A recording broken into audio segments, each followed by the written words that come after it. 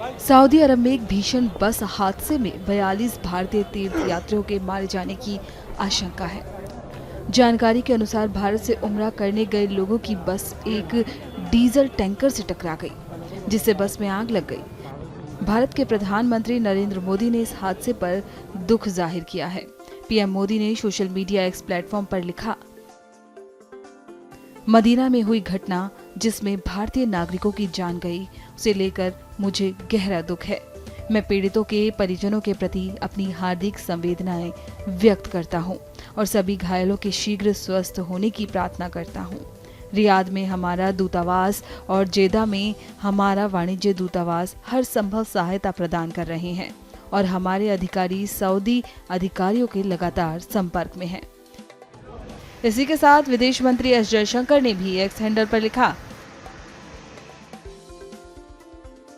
Saudi अरब के Medina में भारतीय नागरिकों से जुड़ी दुर्घटना की खबर से मैं अत्यंत स्तब्ध हूँ।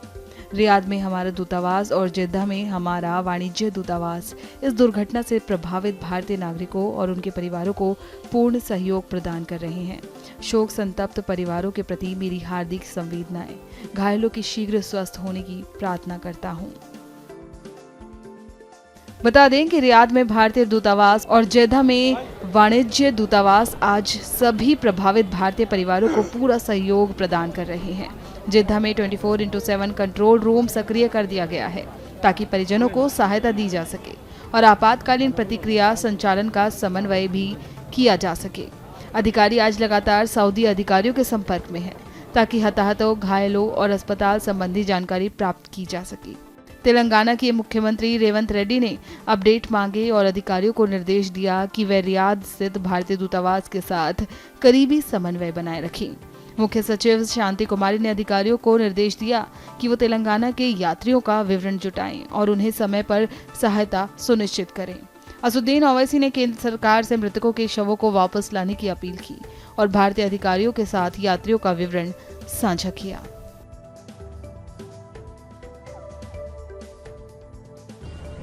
ये मुझे भी खबर अभी मालूम हुई है कि हैदराबाद के 2 ट्रैवल एजेंसी, एक fly zone tours and travels और अल मक्का हज एंड उमरा के 42 हाजी मक्का से मदीना जा रहे थे बस में, और बस को आग लगने से मालूम हुआ कि सिर्फ एक शख्स की जान बची है। कंफर्म नहीं है, बात कह रहे हैं कि पूरों का इंतकाल हो गया। तो मैंने इंडियन एम्बेसी रियाद में जो डीसीएम है अबू मैथिन जॉर्ज साहब से मेरी बात हुई और उन्होंने मुझसे कहा कि कौंसल जनरल जिद्दा भी और वो खुद इस पर मालूमात हासिल कर रहे हैं और जो भी ज़रूरी कार्रवाई करना है वो करेंगे। और साथ ही साथ मैंने इन तमाम उम्रा पैसेंजर्स के दोनों ट्रैवल एजेंसी से वीज़ा डिटेल्स लेकर कौंसल जनरल ऑफ इंडिया जिद्दा को और डीसीएम इंडियन एम्बेसी रियाद को और साथ ही साथ फॉरेन सेक्रेटरी को मैंने ईमेल किया है।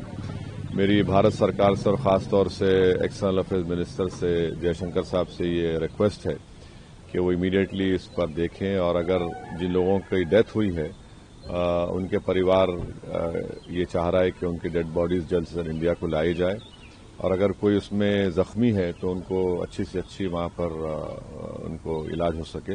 ये मैं रिक्वेस्ट करता हूँ हमारे एक्सटर्नल अफेयर्स मिनिस्टर से और भारत सरकार से।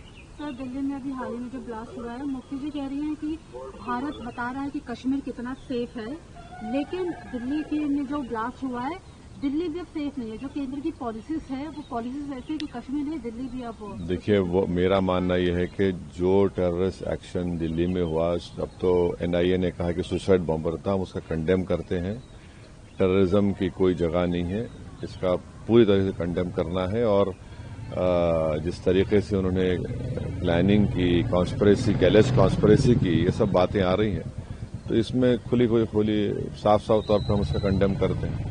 सर, इसी पे कश्मीरी मैन को भी अरेस्ट किया गया है एनआईए के थ्रू, जिसने बॉम्ब को वहाँ प्रोक्योर करवाया था। जो भी है, अब तो इन्वेस्टिगेशन चल रहा है, तो आप पर हम कोई कंक्लूजन पर नहीं आ सकते। मगर ये जो इंसिडेंट हुआ दिल्ली में जिसमें 10 लोगों की मौत हुई, फिर अनफॉर्चुनेटली नौगाम में भी वो जो एक्सप्लोजिव रखे थे वहां पर भी पुलिस स्टेशन में ब्लास्ट हुआ, उसमें भी लोगों की मौत हुई, वो भी हमारे लिए तकलीफ दे बात है।